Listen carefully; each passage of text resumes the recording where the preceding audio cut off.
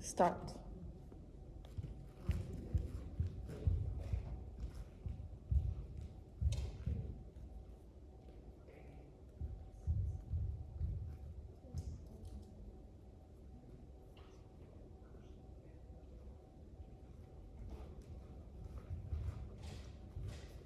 Yeah.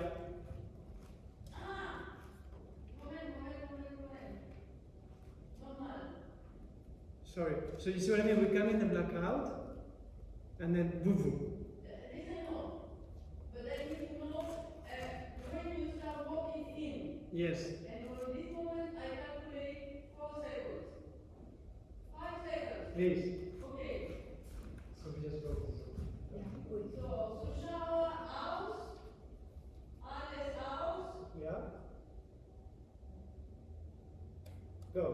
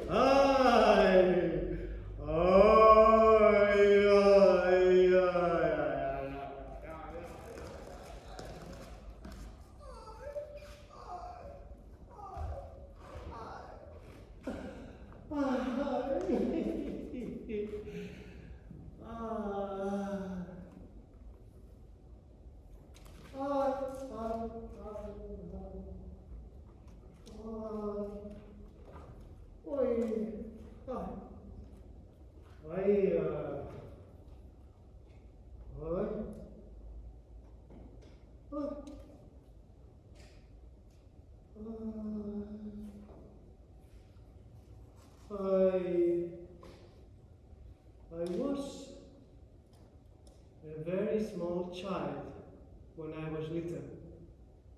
I was very small. And I think it was because of me that this feeling of disappearance came into my family since I was born. I was only a couple of months old when I almost died of pneumonia. Yeah. You see, they wrapped me on my blankets, nice and cozy, every night, and every morning I wake up over the pillow, outside of the blankets.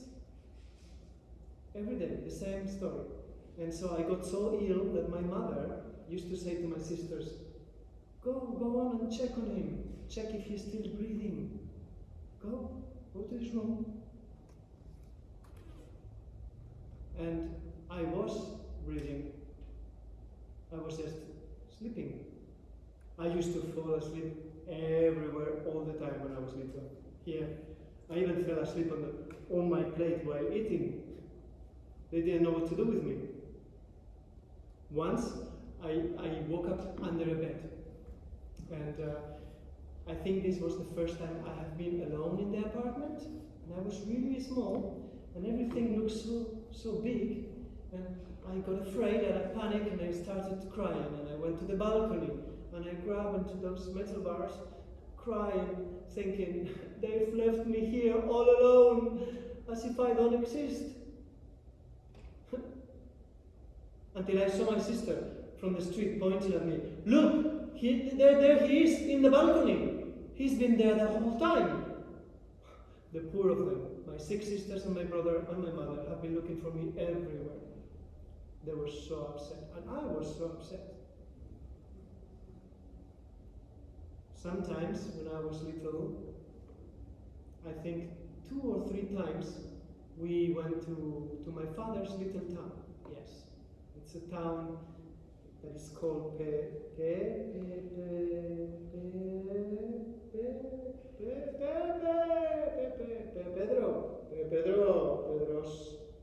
Pedrosa del Páramo.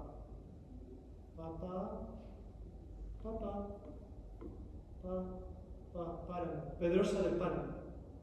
And in this town, women used to do the laundry in a little pond, you know, like a kind of shallow swimming pool. My mother took me there, and I fell asleep into the water. She got such a fright. Always falling asleep everywhere. Another time I fell asleep in front of the stable, just on my 2 feet, can you believe it? On a squat. I was playing with the sand or something. My mother was watching from the kitchen window, and they opened the doors from the stable, and all the cows came all around me. They didn't touch me, but my mother was such a, you know, got such a fright. And I was totally unaware, just sleeping. Really, I used to fall asleep everywhere. My uncle, who lived in this town, one of my uncles, his name is Florentin.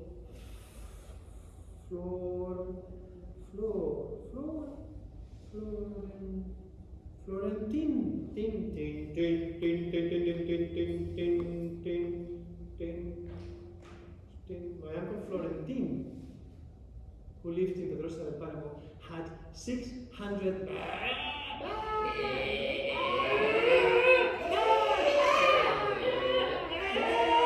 and one big brown goat. And I think this goat was a bit strange. I think she thought she was a dog, because every time we were eating, she would come and ask for food to us. She was nasty. Her name was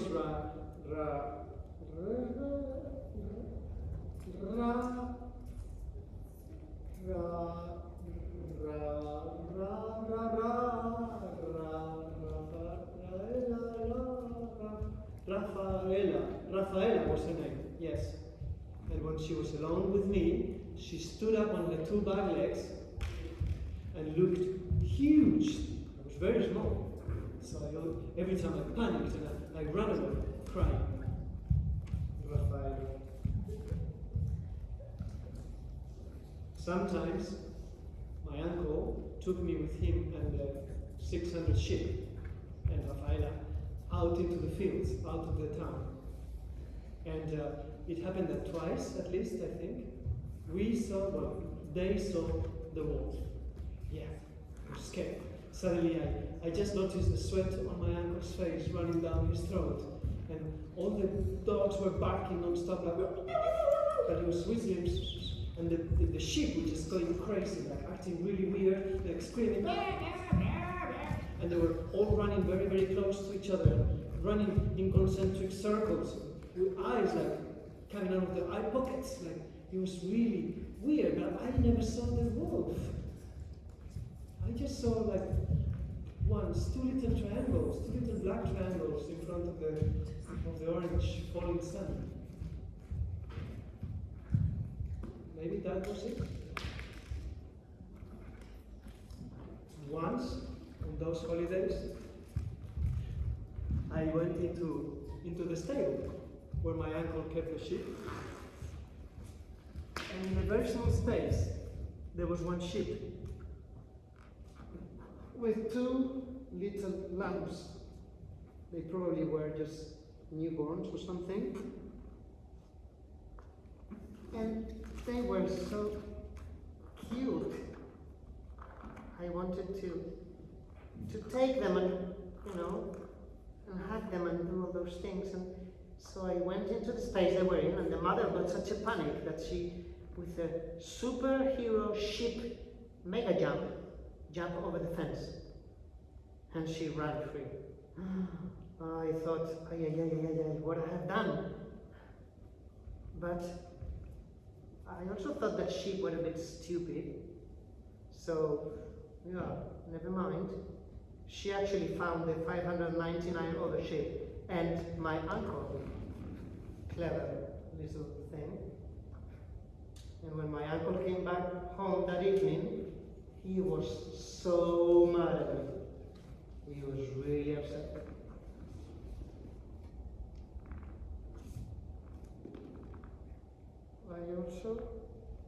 I also like to go into this room they had, where they kept little animals, you know, like the newborn animals, the chickens and ducklings and rabbits, lots of white rabbits with red eyes.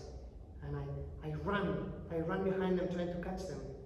But they were like kind of superhero little beasts. So I could never make it.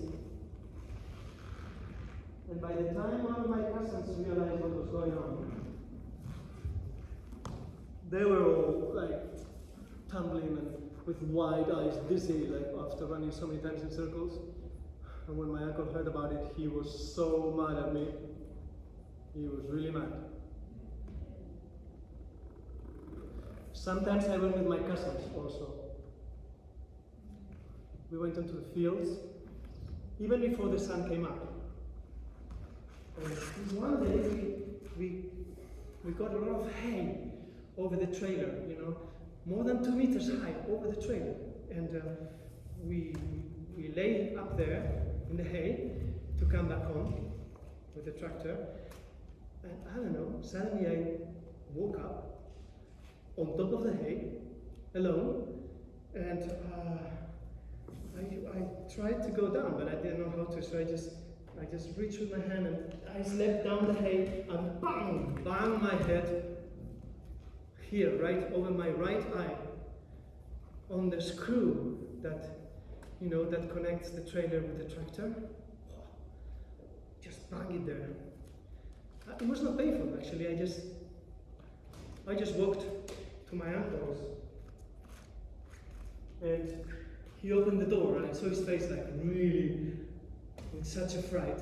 Apparently I have been bleeding and my whole face and all of my clothes were covered with blood. Summer holidays.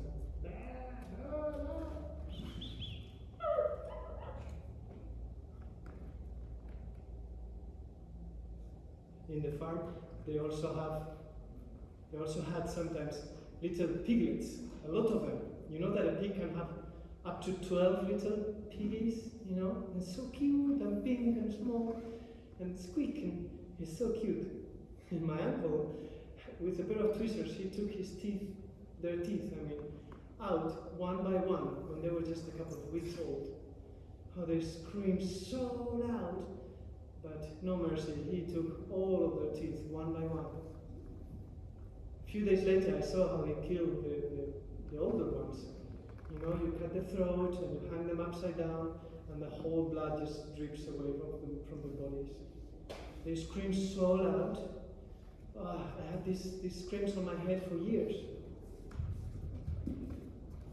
With lambs, they do the same thing. They cut the throat and they hang them upside down and just wait for the blood to drip away. With rabbits, they do something different. They take them by the ears and with a hard stick, you hit them under the neck, I think it is. If you hit the right spot, they die in a split second. It's amazing. Just a little cut here and there, and the skin comes out as if it never belonged to them. It's amazing. With chickens, they do something different. They take the head, they put the neck over a wood, and with an axe, they cut the head. And the body, headless body, just keeps on running without knowing where, because it has no head, and splattering blood everywhere. And it's kind of funny and weird and disgusting at the same time. It's very messy because it all ends up full of blood and feathers. So it's weird.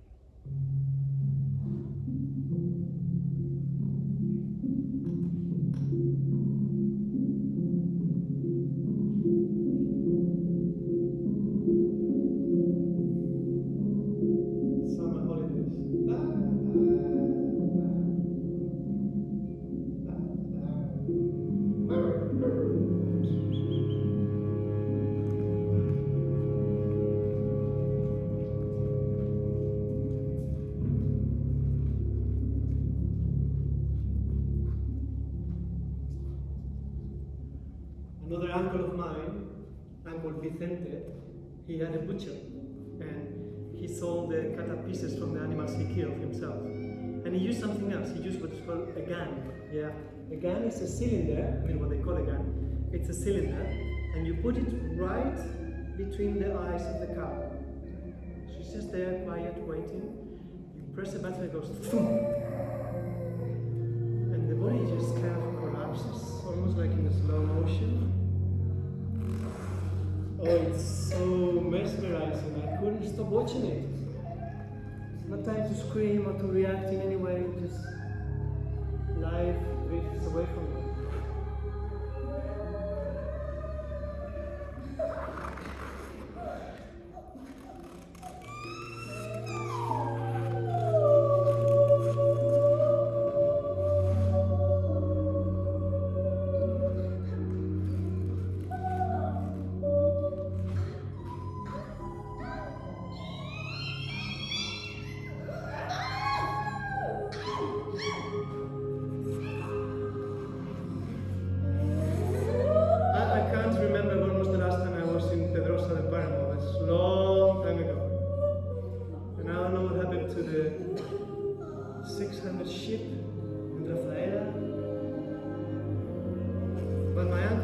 Not here anymore.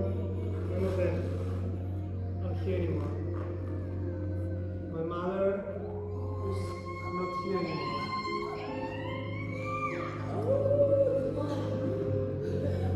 And I have this feeling again, like I've been here left alone